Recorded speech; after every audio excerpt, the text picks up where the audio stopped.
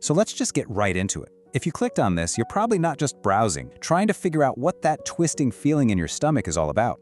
You've probably seen 100 lists of toxic job signs, and yeah, they all kind of fit. But there's still that voice in your head going, is it really that bad? Or am I just being dramatic? Is this all in my head? You feel like you're losing your mind just a little bit every single day. And it feels like every year it somehow gets worse, even though we were all told it was supposed to get better. Does that just hit you right in the chest, that feeling? You're not even sad anymore. You're just disinterested. You're a cog in a giant machine, you see exactly how the gears turn, and you're just running in this endless loop. You put in the work, you see how it all functions, and you realize none of it feels worth the effort. And that thought starts to creep in, that maybe just opting out would be cleaner, simpler. Okay, I need you to hear me on this loud and clear. What you are feeling is real. You are not making this up. That constant self-doubt, that feeling like you're questioning your own memory, your own sanity, that is the absolute hallmark of gaslighting. It's a nasty form of psychological manipulation where somebody, intentionally or not, makes you question your own reality. And if that's you, please know that you are not alone in this, not even close. So just take a deep breath. We're gonna get some clarity right now. I mean, let's be real for a second. The whole idea of a 9 to 5 is a joke now, right? It's a 9 to 6 at best, and that's not even counting the commute or the emails you're supposed to answer at night. You leave in the morning, you come home at night, and you look at the clock and realize 11 hours have just vanished. And you're left with this hollow feeling of, what was that even for? You walk into that building every day feeling like you were put on this earth just to build someone else's dream. It's absolutely meaningless. And this is the most important shift in perspective you can have. We could sit here all day and list off toxic behaviors. The bullying, the work sabotage, the retaliation, the complete lack of communication. But the real, undeniable proof isn't what your manager does. It's what happens inside of you because of it. It's like the physician Dr. Gabor Mate says, trauma isn't what happens to you, it's what happens inside you as a result. The true signs are the little changes in your behavior, the coping mechanisms you don't even realize you're building just to survive the day. So first things first, your body is your first alarm system. It always keeps score. Just check in with yourself right now. Are your shoulders up by your ears? Are you getting headaches way more than you used to? That's your body literally absorbing the stress of being constantly undermined or set up to fail. And then comes the absolute worst part. You are bone tired, completely drained. But the second your head hits the pillow, your brain just goes into overdrive. You're replaying conversations, thinking about what you should have said, which leads right into sign number 3. You start self-soothing in ways that aren't so healthy. Maybe it's scrolling on your phone for hours, or that late-night online shopping cart getting a little too full. Anything for that quick dopamine hit your brain is screaming for. And that right there, that's the final stage of the physical toll. It's not just that work is making you hopelessly depressed. It's almost past that. You've entered this state of chronic, deep in your bones fatigue, where you just feel done. You feel like a robot, not a person. You're just going through the motions because you have to. You're not really sad, you're just tired. Okay, now let's talk about the psychological damage. This isn't the Sunday scaries we're talking about. This is a deep daily dread, a knot in your stomach the moment you wake up.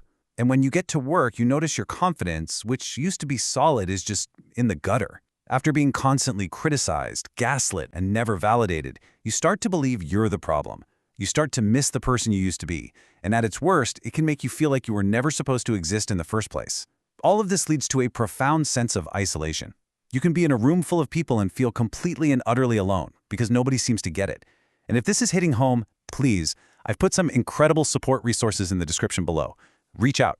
Remember, the people who truly matter will love you through anything, and finding that support is everything. Now, we get to the part where the toxicity literally starts to warp your reality. You become hypervigilant, always on edge, reading every email 10 times, trying to predict where the next attack is coming from. Then your brain, trying to protect you, starts to generalize. It tells you, well, all jobs are probably this bad. It feels like a defense mechanism, but it just keeps you stuck. And then, here's one of the darkest signs. You find yourself secretly wishing you'd get the flu, or even get laid off, just for an excuse to escape. And the 10th sign, the most undeniable sign of all, it's the fact that you're right here, right now, watching this. People in healthy jobs don't spend their time looking for videos like this. Your gut already knows the answer. So, you've got the symptoms. You know it's real, and you're not crazy. But what if I told you your manager as terrible as they might be, is actually just a symptom of a much, much bigger problem. We're about to shift here from looking at the what to understanding the why. We're zooming out from the individual player to look at the broken game itself. This quote. Just let it sink in for a second. Your anxiety, your dread, that feeling that something is just deeply wrong, that's not a sign that you're broken. It's a sign that you are a sane person having a perfectly healthy reaction to an insane environment. You see, it's not normal to feel this way. The problem is that our society has normalized insanity. The issue isn't that you can't fit into the system, it's that the system you're trying to fit into is profoundly sick. And this is the disconnect, right here. The whole corporate world is built on this foundation of promises that are just not true. They say, we're a family, but the second there are budget cuts, you find out you're just an asset on a spreadsheet. They talk about a meaningful mission, but every single decision comes down to quarterly projections. They sell you this dream of climbing the corporate ladder, but that ladder can be kicked out from under you at any moment. And my personal favorite, bring your whole self to work. What they really mean is bring your productivity, bring your output, and please leave your messy human parts at home. They don't want your creativity or your gifts. The whole system is built for extraction, not for your fulfillment. Okay, so how in the world do you deal with this? You have to start playing chess, not checkers. Level 1 is all about building your tactical shield. These are things you can start doing tomorrow. Immediate, practical moves to protect your sanity and take back a little bit of your power. This is about survival. This is called the gray rock method. The whole idea is to make yourself as boring and uninteresting to the toxic person as, well, a gray rock. They thrive on getting a reaction out of you. Anger, tears, defensiveness. You are going to starve them of that. Stop saying, I feel or I think. Just stick to the objective data. When they send that email that makes your blood boil, don't reply immediately. Wait 15 minutes. And remember what Jefferson Fisher said. The first thing about standing up for yourself is knowing when to do it, because not everyone is worth getting out of your chair for. Sometimes the most powerful thing you can do is just ignore the bait and refuse the invitation to their drama. And here it is. This is your silver bullet. When a gaslighter tries to rewrite history and tell you what really happened, you don't argue, you don't debate. You calmly, firmly say, I remember things differently. And then you stop talking. Period. It's not aggressive, but it's an unbreakable boundary. It tells them, your reality is not my reality, and I refuse to be pulled into it. You reclaim your own narrative without starting a war. All right, let's move on to level 2. This is more of a long-term strategy for when you can't just quit tomorrow. You need some emotional armor to get through the day. We're going to call this the work persona. Think of it like this. There's the real, authentic you, and then there's work you. This persona shows up, does the job well, and clocks out, leaving all the toxic nonsense at the office. It's not about being fake, it's a protective buffer. I love this analogy. It's not a brick wall that shuts everyone out, it's a screen door. It keeps the mosquitoes, the drama, the gaslighting out, but it still lets the breeze come through. It lets you function without letting the poison in. And if you need a way to really solidify that emotional detachment, this is it. Look at your job as a vending machine. That's all it is. It's a purely transactional device. You put in your time and your skills, and it dispenses resources, money, benefits. That's the entire relationship. You don't get mad at a vending machine. You don't try to have a heart-to-heart with it. It's not family. It's a transaction. The moment you can see it with that kind of emotional neutrality, you are free. And that brings us to the final and most critical level, the existential exit. This isn't just about surviving your job anymore. This is about planning your escape and taking back the life that actually belongs to you.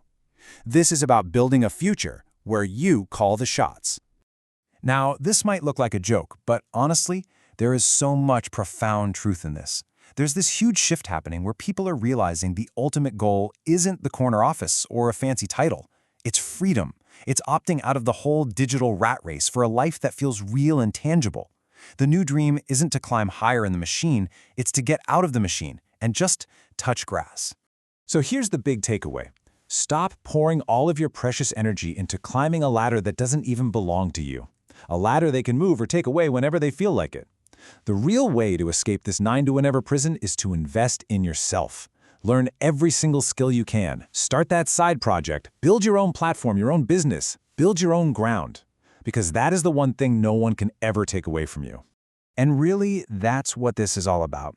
This whole journey is about shifting from desperately seeking approval from the outside, from bosses, from companies, from a sick system, to finally building strength on the inside. You spend years chasing their validation, but the funny thing is, the real power was always right there, in the simple act of valuing yourself. The moment you truly get that, you take all your power back. Your real life, the one where you actually feel alive and seen and valued for who you are, it's waiting for you. This is just the start. The next step is to actually take action. And to help you do that, I've put together a complete guide on how to manage gaslighting and deal with these toxic environments no matter what your job is. It's got the tools, the scripts, and a step-by-step plan to either protect yourself where you are or plan your own existential exit. The link is right there in the description below. Go grab it and go start building the life that you actually deserve.